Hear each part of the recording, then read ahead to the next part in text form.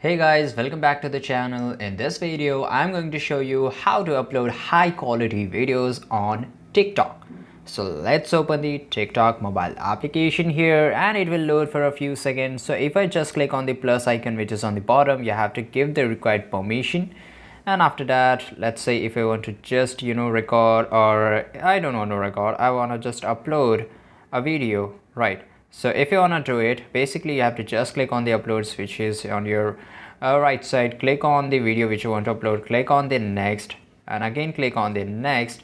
And here guys, you will get an option to allow a high quality upload. So make sure that it is turned on always whenever you want to upload a video in high quality. And after that, you have to do the same thing where whatever you do when you try to upload the video, you have to put a caption, hashtag, tag people, and you can do it, right?